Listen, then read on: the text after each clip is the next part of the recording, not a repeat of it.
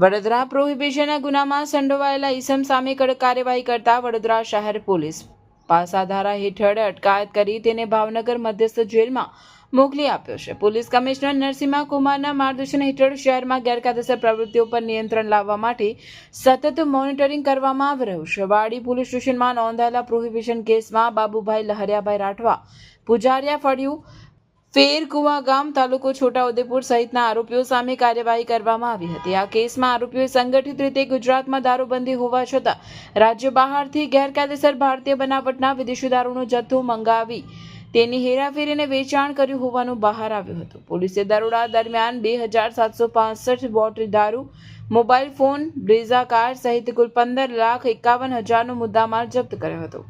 આરોપીનો અગાઉ પણ પ્રોહિબિશન સંબંધિત ગુનાઓમાં ઇતિહાસ હોવાનું ધ્યાનમાં લઈ તેને પાસાધારા હેઠળ અટકાયતમાં લઈ ભાવનગર મધ્યસ્થ જેલમાં મોકલવામાં આવ્યો છે। દર્શક મિત્રો, આવા જ લેટેસ્ટ અપડેટ અને સમાચાર જોવા માટે જોડાયેલા રહો ફેસબુક, ઇન્સ્ટાગ્રામ, યુટ્યુબ ચેનલ સાથે વિશ્વ ભારત ન્યૂઝ।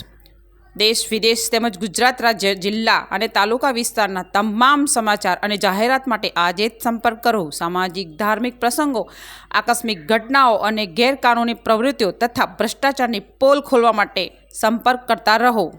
વિશ્વ ભારત ન્યૂઝ સંપર્ક કરવા વિનંતી 9978702276।